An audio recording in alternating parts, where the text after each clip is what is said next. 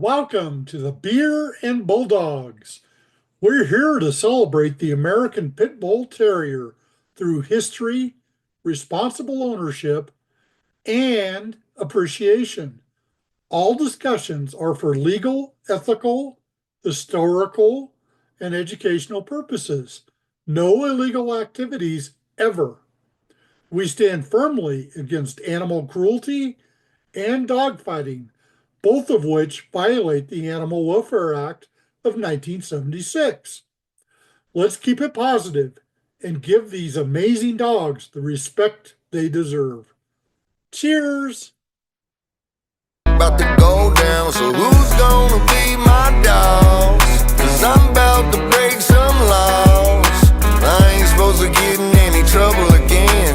If I do, they gonna put me back in the pen. But you like to dodge my calls, so I'm about to break your jaw. I ain't scared of doing time, it ain't even on my mind at all. So who's gonna feed my dog?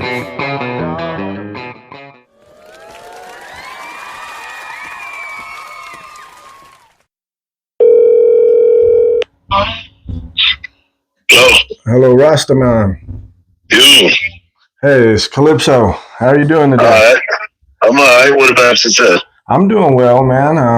I figure I'd call you up and we'd go ahead and do this interview we talked about doing. Okay. All right. So I was just going to ask you what's been up with you these days. I didn't know if you were at a show. Well, I was supposed to be at the show in Louisiana, but because of the weather, we had bad weather. It just the timing just didn't work out. Yeah, I understand that. Mm-hmm. So I wanted to go back, and I just wanted to ask you that question that everybody probably asks you. When did you get your first American Pit Bull Terrier, and how old were you? Let's see. First one, and how old I was. Well, my uncle used to have German Shepherds. Yep. And kind of thought those was the things, Yeah. We always had dogs around the house. And we managed to see one that was a mixed breed pit, and it was lab or something mixed. But and what he did, what we seen him do to a dog, like, damn, we need to get one of them. But before that, another friend of mine, he had one, and he was mixed, and used to call him Jaws. And I had old Shepherd, but he was pretty mean. Yeah. And so we just let them kind of check one another out, Yeah. And old Jaws used to whoop that old Shepherd. And I said, damn, Shepherd got to get his shit together. And then finally, the Shepherd started whooping Jaws. He turned this shit all the way around, So, a lot of different things that happened, in my past. And mine too. That was one of them. And I just thought, until I seen a full-blooded one go, that's when I understood that, they was on a different level. Is that when you got bulldog fever? Well, I feel like I've always had it. Okay. Like you have something and you're searching. In life, you're searching to understand religion. what's right, why. You know what I mean? Yes. Yes, to understand people, why, you know. And all these things play a role in your travel of life. Right. Right. And so the different experiences enabled you to make, you know, decisions.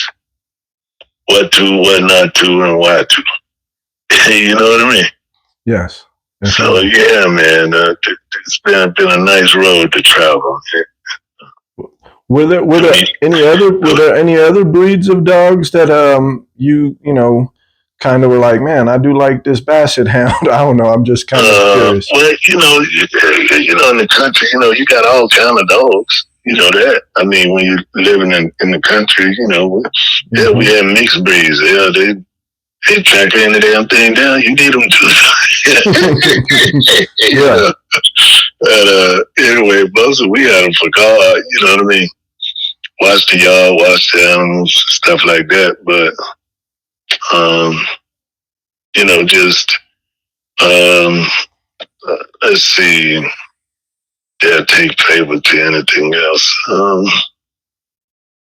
You know, I love German Shepherds. You know, I always have, ever since a little boy. Yes. And I just think they're good guard dogs and protection dogs. And then, you know, as you go through this journey, you see different other dogs like that Malinois. Yeah, I think that Malinois is about the closest thing to a pit bull. You know what I mean? No, maybe the Shapé, because they can be pretty fiery too. And you know, you got different ones that'll get fired up and stay right there.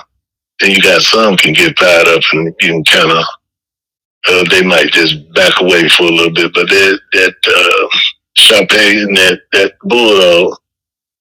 And some of your protection though, you know, they stay right with you. You know what I mean? Yeah. So is that what drew you to the American Pit Bull Terrier? Was there just, you know? What drew me is the experience and the love for animals. I've always had a love for animals. Me too. You know, I love horses. Even when I was a little boy, and we had hogs, you know, hogs break out the pen. Hell, I haul ass going to get him. And get him back.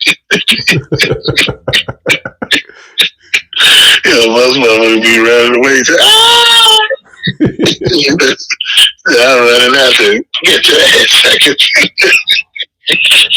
So, could you tell me a little bit about your first American Pit Bull Terrier? Like, what was their temperament, you know, and what they taught you about the breed? The one of the first ones, you know, had a female named Blondie, and she was off of some the Jerry Short stuff. I don't know if you know this guy, but he's from this area. Okay. And but man, she was a body snatcher. You know, just you know, she on your body. Yeah. And you know, we just had a whole lot of confidence in her too. And we had you know, set a thing up with this guy, and we let him go. And that was the first time I had ever seen a nose dog. No, it wasn't the first time, but it was the first time that I seen a female that was a nose dog. and because my homeboy Butch, he had a male that he was pure nose dog. That's all he gonna do, get right on your nose. But I had never seen a female like that. And when we put Blondie on her, man, she had us by the nose for at least about 30 minutes. You know, about 30 minutes, she just controlled our nose, and we would just drive. And all of a sudden, you know, she kind of started slowing down, and Blondie would just boom hit them shoulders. You know what I mean? Yeah. That's what she like. That's what she liked to do. I just want to say something real quick for my audience, that these are all historical purposes. You know, these is entertainment and historical things. These are when guys were young. We've grown up, and so we're just talking about history. And you talking about the 70s? That's what I'm talking about. The 70s. Things were a lot different. What we at 20? What 24, 25? Yeah, how many years is it? That's a long time. Yes. But anyway, yeah, man. So that's what happened, and Blondie finally tracked it down, and it was successful. But yeah, man, we just had, just enjoyed the moments back then. Back in the day, it was way different than it is now. Right. And and then you had a lot of people that was in high classes that had the dogs too. Yeah. Yes. Yeah. I was going to ask you now about that, since you had said that. Did you say the gentleman, right, that you had got Blondie from? Was his name was Terry? No, Jerry. Jerry. Short. Okay. Short. With Jerry, maybe some other guys. Who were some of the dogmen that inspired you when you were first getting into the Bulldogs? I say first getting into it, this guy inspired me from a distance. His name was Jamie, and he had a few dogs. Matter of fact, I even got one from him. Nice. And then Butch, Butch Fox was a good friend of mine, and Mr. Whitley. I met in the order that I just spoke on them three. Yeah. That was the order that I met everybody. Okay. And from that point, outside of Jamie,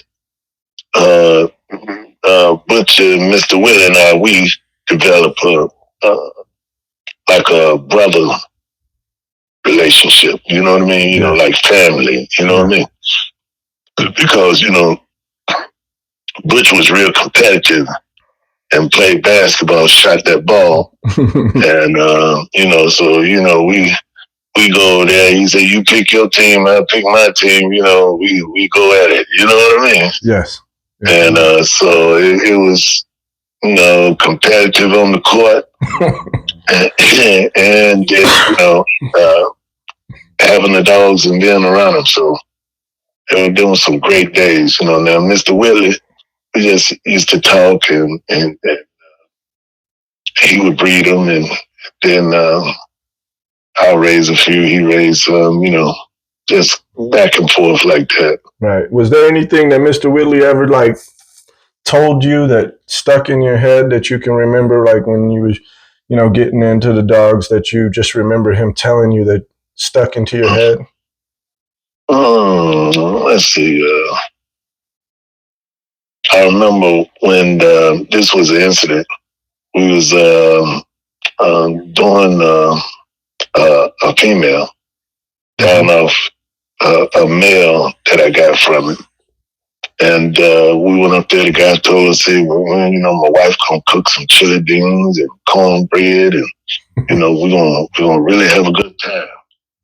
So so me and Mr. Willie and a couple of, I think it was about 4 or 5 of us, went up there, and before the thing, we eating chili beans and cornbread, and then after we got through eating, he said, "All right, let's get a couple." He said, "I ain't never seen a red boy dog worth for shit." That's what the guy said. And so we got up there, and we cut him loose. When we cut him loose, we were coming out. I think about 40 minutes we coming out. And I said, "Hey, man, Got more of them chili beans. There ain't no more goddamn chili beans. I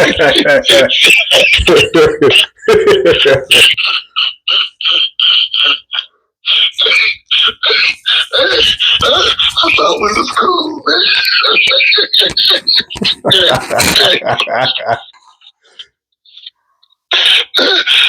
Damn, man, it can't be real nice until it was.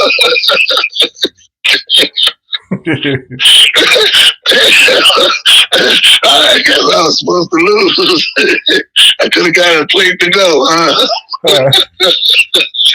So I guess you just kind of learned that there really is no there's no love in this competition. Hey, I fucked up the whole night.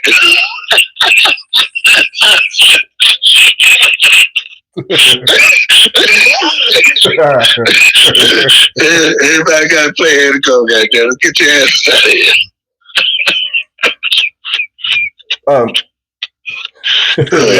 That's funny. That's funny. So RastaMon, what bloodlines have you primarily worked with, and what made them special to you? Well,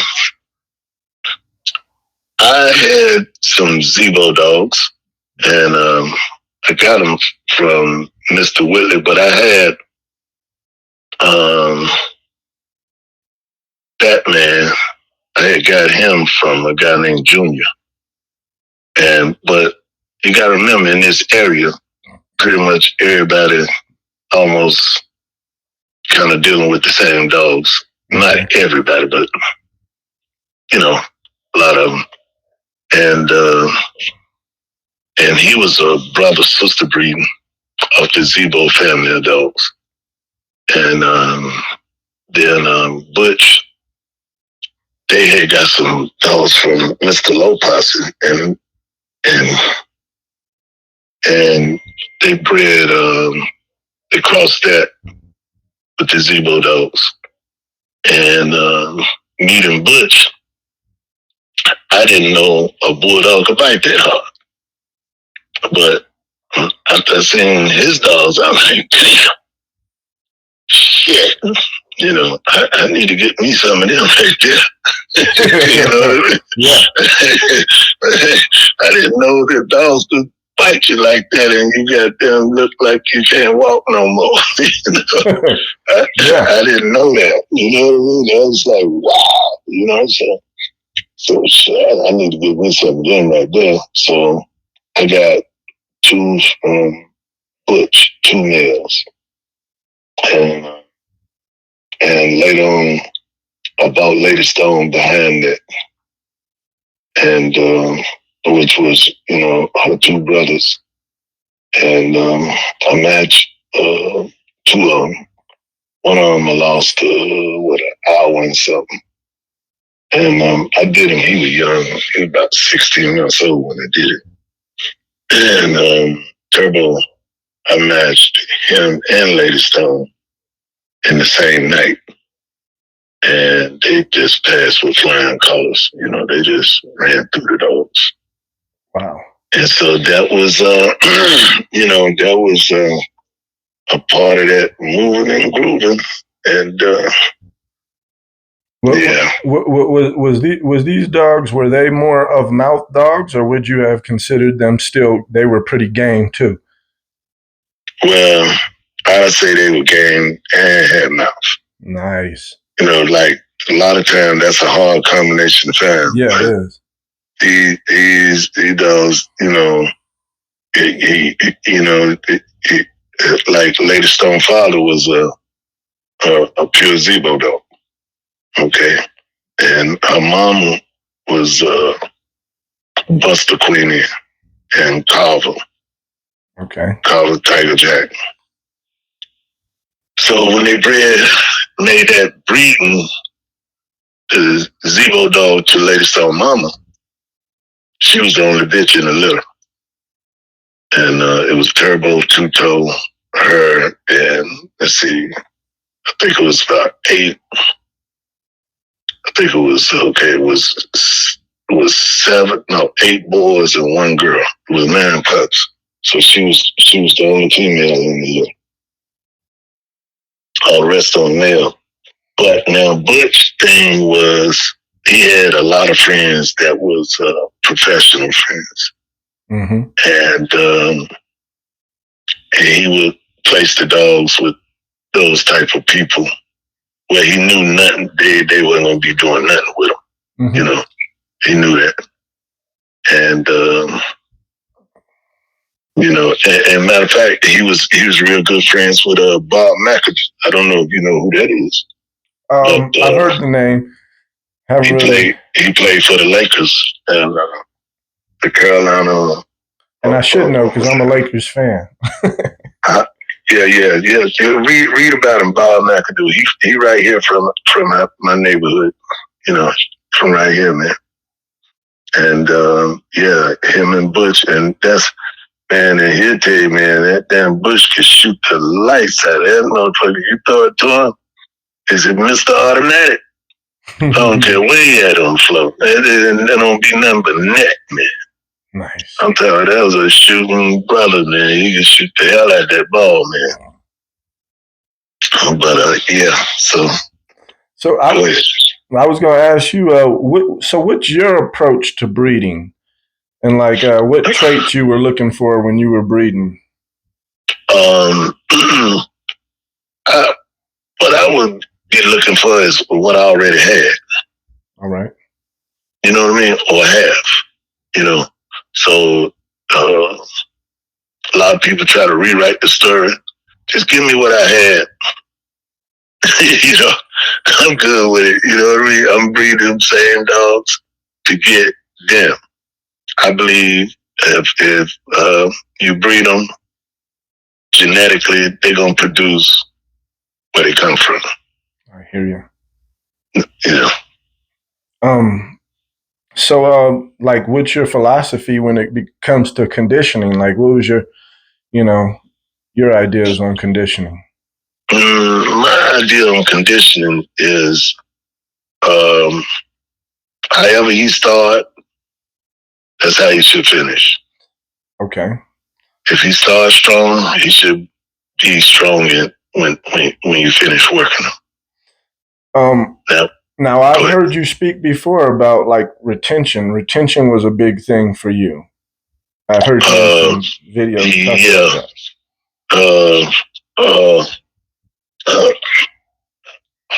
I was going to ask what kind of workout you thought was best when you were dealing with the dogs.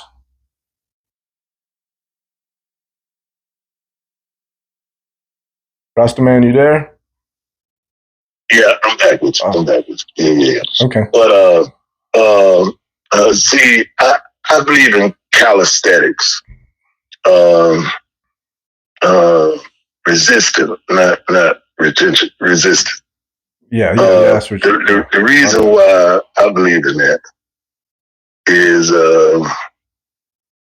my father was an athlete, and he wasn't, he bought us some weights, but it wasn't like that was the main forte. It was more like calisthenics and stuff. You know what I mean? Yeah. And I never wanted to be like a muscle bound guy. I mean, that ain't no knock on nobody. You know what I mean? Yeah. Whatever man chooses to do, that's his business. Mm-hmm. I always just wanted to be firm, tight. You know what I mean? Yes. And be strong that way. You know what I mean? Yeah. And you see some guys, they be so tight, they be locking up. Mm-hmm. You know what I mean? Yes. And so I don't believe in that. I believe that, like, I seen a dog in a confirmation show, and we all know dogs' legs are supposed to be straight forward. Yes. You know what I mean? Mm-hmm. Okay. But when you see the feet flaring out left and right, then that came from consistency of doing that. Yes.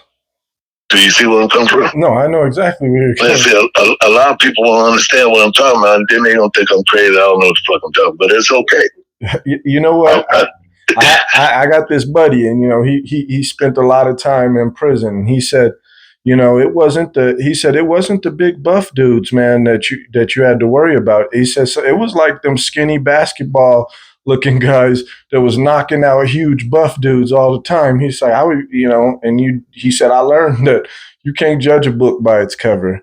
And so just because you have these big old buff dogs that's been pulling heavy weight and stuff didn't mean that they were the best. That's right. Yeah. Because, see, speed and pace is everything. Yes. Whoever the strongest lasts the longest. Mm-hmm. You see what I'm saying? It's all out. It's just that you motherfuckers start locking up, all of a sudden you get tired. So, what role did diet play in your dog's performance when you were? That's key right there.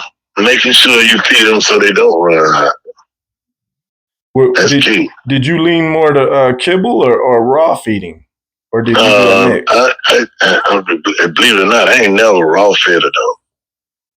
I've never done that, and I see and I hear people talking about it, and I think it's something to consider because of animal wildlife. Mm-hmm. You know what I mean? Yeah. Because if you look at the wild and you see how it survived and what it looked like, you know what I mean? Mm-hmm. And the ones that be superior at it, then it's a level to study and reason with because it's done work for millions of years, them living that way, Mm-hmm. And but I've always used kibble and my judgment of how to feed in a way that I can ensure that in a certain amount of time they can be empty. It's everything about judging and preparing, for whatever it is you're trying to do. And the way to do that is you always put it to the test, You can't be saying, oh, I'm going to build a plane and we're going to charge $1 million a flight. And then you build a plane today and start charging, but you ain't never tried the motherfucker. Everybody get on there with a boom, blow the fuck up. Yeah. Hey, man, you got all kind of liability and shit going on there. So RastaMon, what was your approach to the mental conditioning with the dog? Oh man, go ahead, finish. I'm sorry. I just wanted to know what was your your approach to mental conditioning. What do you feel like makes a dog mentally strong? As well as physically. Go ahead, say what now? I said as well as physically, but you know what I mean, mentally, yeah. Yeah. I believe when it's a song that says, show some love every day. Yes. And it's just like when you show your woman that love and you ain't got to say nothing, you can see it coming back. You know what I mean? I kind of knew before I asked you that question that you were going to say that because, people don't understand. They think, oh man, just keep them on the chain and just, don't show them love and they're going to be mentally conditioned and just, the dog that they want, but I believe in what you said. Exactly. Yeah.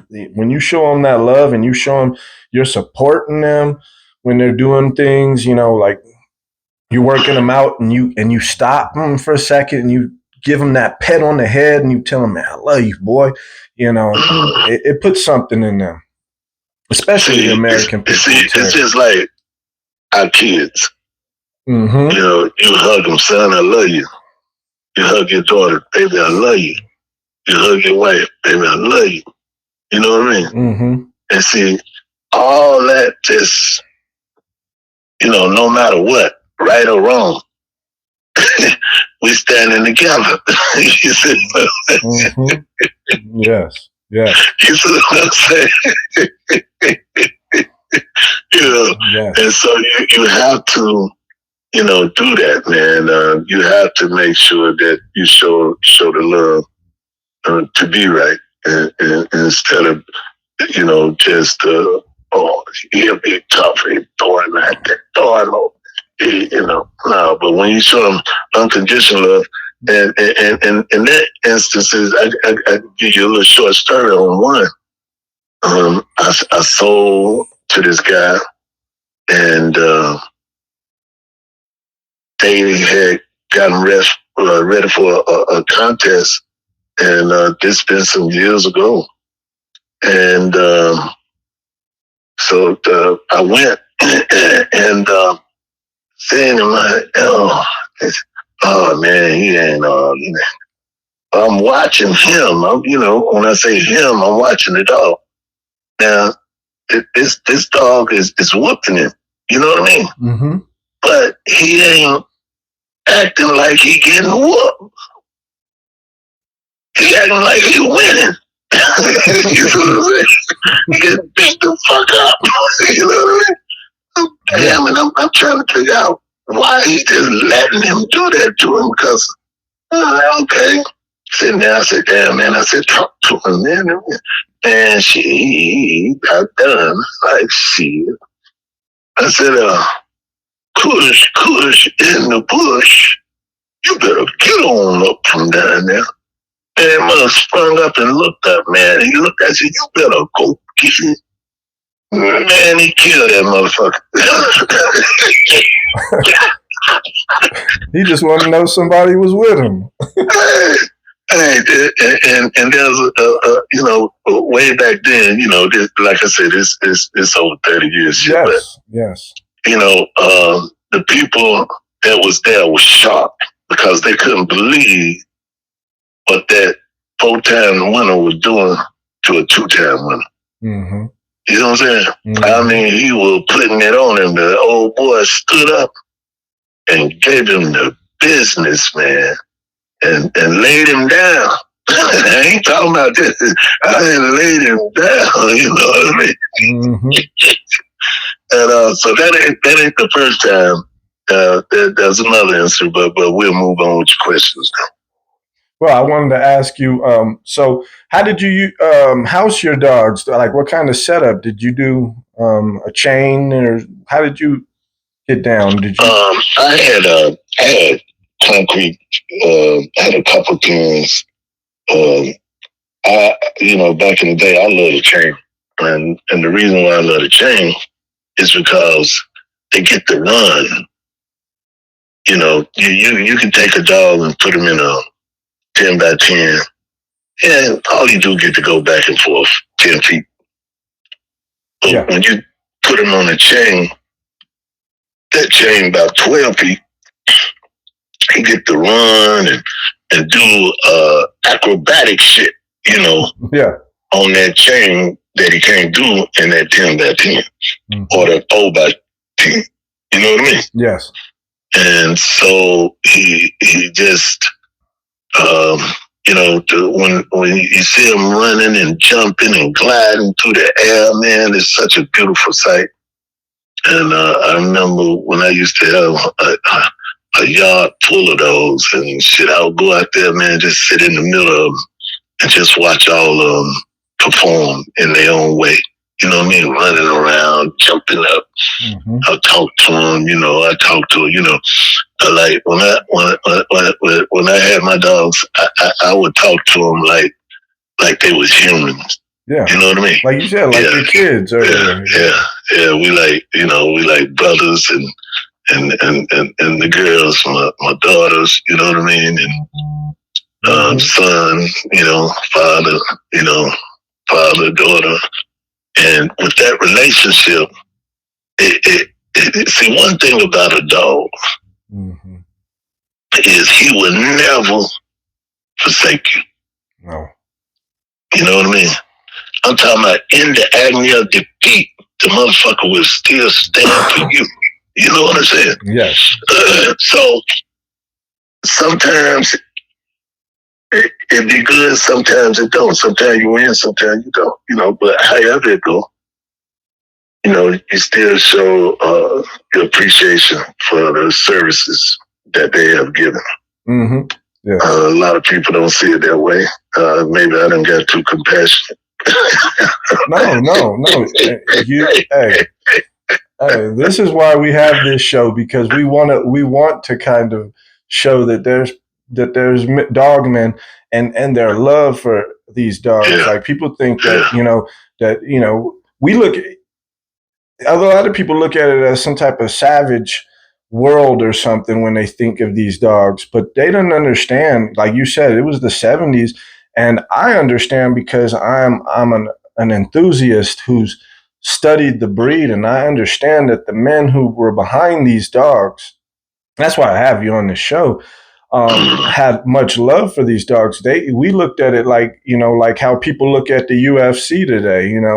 People, we behind these guys. We're not just like, oh, we just want to be, no, we were behind these dogs, and we love these dogs, and that's why we bred these dogs, and we kept that tradition going. It's like, when people look at boxing, some people look at it as a savage sport. Some people look at it as, hey, man, this is what we come from. This is not just in America, but all over, and all over the world. Yeah, I just wanted you to know that I know what you're saying.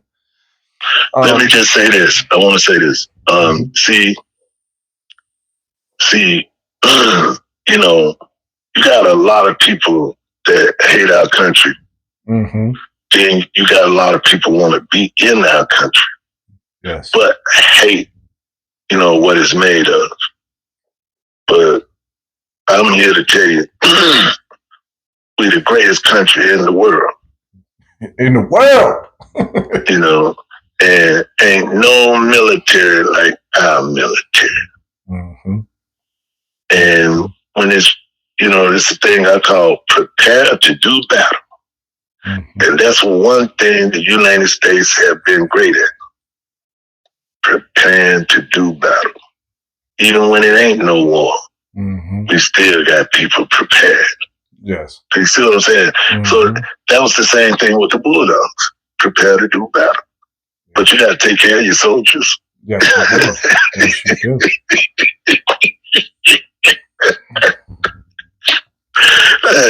You can't treat them less than, because if you do, the vibe spread through the animals, and once the animals receive that negative vibration, oh man, they ain't gonna do shit for you. And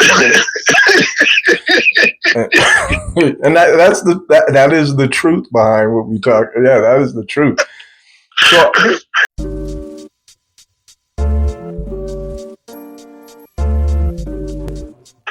I have these questions. They're quick fire questions. They're just kind of I shoot them at you, and you just kind of shoot some back. Treadmill or carpet mill?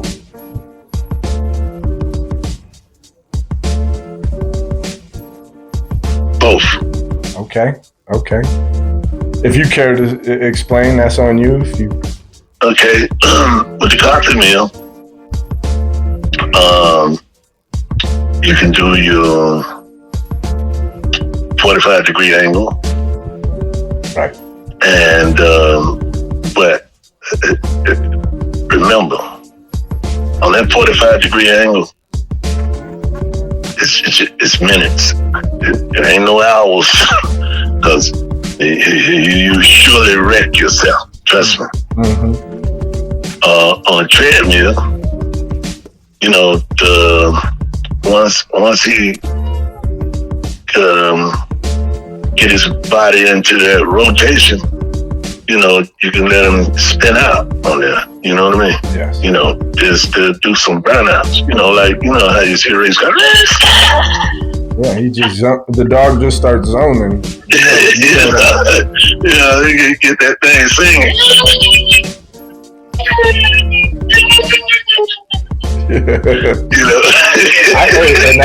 And that's probably why I love the treadmills. Then my dog's so ready, she starts doing a battle cry when she gets on that treadmill. She just screaming, and then she just zones out. Yeah, it's a good sight to see. Yes, it is. And then see, the reason why I said the compliment, because you're going up 45 degrees, you're gonna really get hard, but you can't stay long. You can't. You're gonna wreck him. Yes. Or her. You can't. It can't be long. It can't. It just can't, man. No. Because it's that right there. That's some tough stuff right there. Yeah, but anyway, on that treadmill, man, you can get some running practice on there, but you don't want to leave it out there too long on that either. So it's you just got to know how to mix it up. My thing is I used to like to mix it up. Mix it up, man. Mix up. Yes. Mix up. Mm-hmm. Mix it up. Do different things. You know what I mean? And but you can't say, oh, I'm gonna do 40 minutes this, 40 minutes that, 40. You can't do it like that. It can't be like that. I mean, no, let me take that back. You can do it, but that don't mean it's gonna work out. Yeah. Because I was gonna say the same thing you said. You can't do it like that. Mix it up, like you said. It's health and condition to fail on you. Yeah. If you just get carried away on it, but it's a mix. It's a mix, man, and you have to figure the mix. Yeah. And be happy with your mix. But one thing I will say is once you done got through a certain period, then mouth and everything should be shut. Okay. So Okay, cool. Let's go to that next question then. Collar or harness?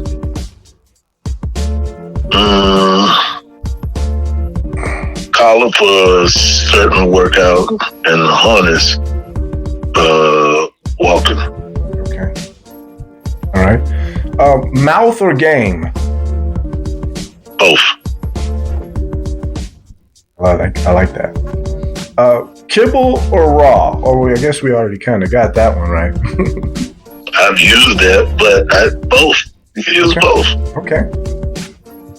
Chain setup or kennel run? I think we answered that too. How long the kennel run gonna be? I mean, it could be as big as you want. It could be a Tom Garner. I always throw that out there because he's got some nice ones that I've seen. So it could be a. How big is it?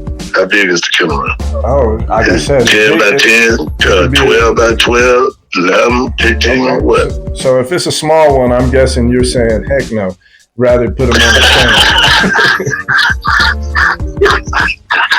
And I'm with you. I like it. Hey, you know what?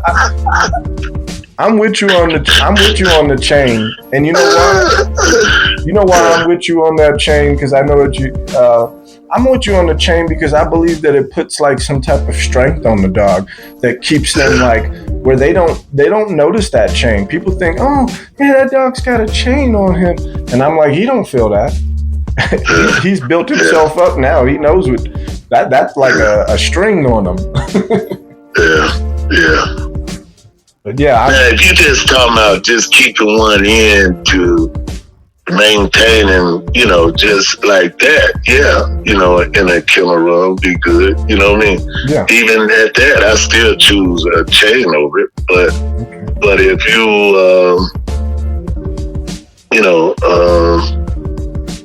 if you was going to do a killer run, at least go,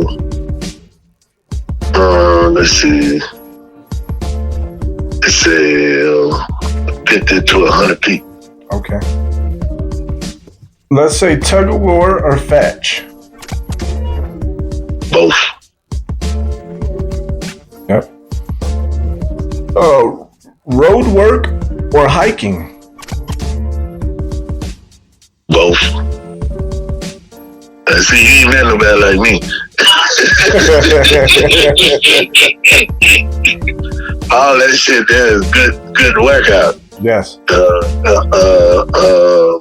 Camping, hiking, and going up through mountains and clearing rough terrains, all that.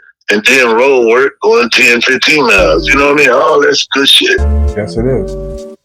Yes, it is. People also, I feel, with road work, it keeps them aware of their surroundings. Sounds, looking around, seeing dogs, just kind of getting them into the world a little bit. People don't understand when you out there in the world with your dogs and you take those walks, you just out road working with them, running, jogging with them. They build a bond with you and hiking too. But I just feel sometimes people don't understand road work and they're like, oh, I think I'd rather hike. But yeah. So, RastaMon, what kind of legacy do you hope to leave on the APBT community?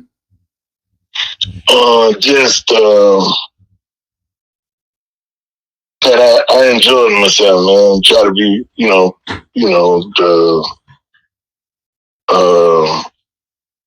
try to be friends with everybody as best as I could. You know what I mean? Or as best as they would allow me.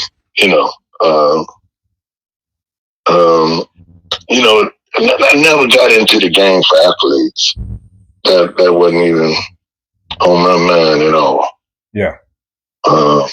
I got into it because I loved the game. And Bulldog fraternity. Yeah, the Bulldog fraternity, man. I love it. And so if don't be remembered for anything, just remember that I enjoyed my time, and I enjoyed the time that I met the different people, and that this has even brought to me different people into my life that I would have never met. Yes. Probably, but because of the Bulldog Vibration fraternity, I've met a lot of different brothers, man, and all praises, man. I give thanks for that too, man, because it's a bunch of good guys, man, and sometimes, you meet guys and you think it's going to be good, but sometimes in the end it changes, because, the season changed. We have 4 seasons in a year. And people change like that too. So, you have to just deal with however it comes. You know what I mean? Yes. And, but that don't mean I gotta be around you. Right. Or I got to, be amongst, I just separate myself. You know what I'm saying? Right. Yeah.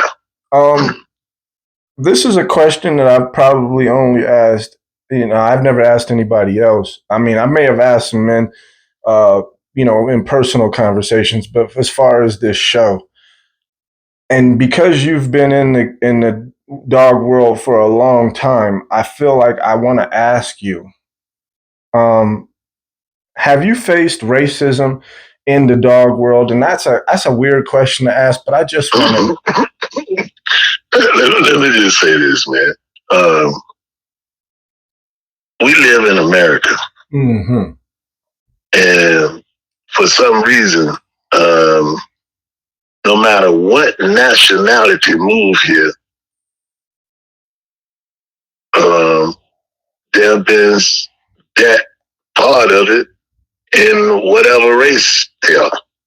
You know what I mean? It doesn't matter whether it's white, black, Chinese, whatever. But have we seen, or there was conversations or things of that nature? I mean, sure, man. It exists. But the thing that outweighed it is the same motherfuckers that probably was dealing with that vibe was the same ones we shaking hands with on the Bulldog fraternity. You know what I'm saying? That's you know what I mean? At their house. You know what I'm saying? So, but it's just it's a thing that that it exists, and then sometimes I guess it get put aside for the love, for a certain type of love, like that bulldog love is a strong love, man. It make motherfuckers forget every damn thing, you know what I mean? And let's go bulldogging, you know what I mean? And then when it's over, then I guess they get back to their business, whatever their case may be, you know what I mean? I'm not sure.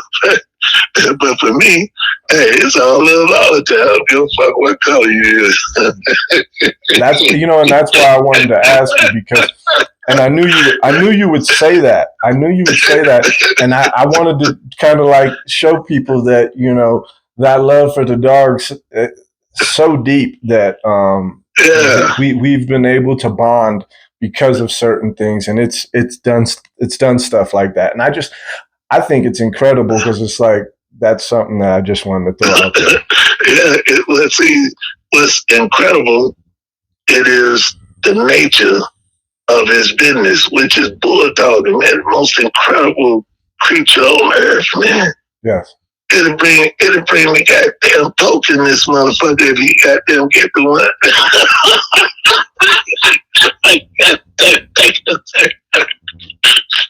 Come on, Pope, we want you to go with us. He said, oh, hell no. Just a figure of speech, though, but yeah, so it's just something that's contagious, man. Right. It's a contagious vibe, man. Once this thing touch your ass, man, you touch, man, Yes. I done seen motherfuckers say, I'm selling out. And about 2 more years, I'm selling out. Come on, I'm selling out. I mean, this motherfucker gonna be selling out till he dies. Well, RastaMon, before we get out of here, I wanted to ask you also, what's some important advice you would give to somebody who just wanted to get into the breed and and learn about these dogs? What's some important advice you would give them? Well, one, I would say read and study all the videos and information that you can come across. And then understand that everything that you read and study ain't for you to do. You still can have these dogs, but that don't mean you got to do everything that's been done before you. All right. So, yeah, that's what I would say, and raise them, enjoy them, and love them just like you love any other kind of dog. Yes. Okay. If people want to know more about you or just hear some things, I know that you do some things with 7-8 Sports and shows like that. Maybe you could tell them where the best place to find you and learn some things that because I know you share a lot of information. We do the Patreon, 7-8 Sports Patreon. Yes. And so we be on there vibing real good, man. I mean, let's see, me, Ram, Schoolboy, Bakari, so all us be on there, and Kevin. Yes. And we just be chopping it up, man. So if you want to, I think the membership is $10 or something like that. It's not much. Yes. But but if you want to come, I was telling them support. Oh yeah. If you want to come by and chat in with us, and if you got some questions that you may have, or you want to ask either of us, you can ask us and we'll answer them, man. Because that's the whole set, man. Communicating with brothers that want to do things the right way, right, and not get all twisted. Yes. But yeah. Well, all right, man. This was a good interview. And to all my listeners out there, you know what I mean? You know where to find them. Go get on that 7-8 Sports Patreon, Game Talk. Game Dog Talk. Yeah, Game Dog Talk, and check them out. And, well, I don't really have an outro, but, Bulldogs, Beer N Bulldogs, keep checking us out. And until next time, cheer, church. Cheers. Yeah. To the maximum. To the maximum.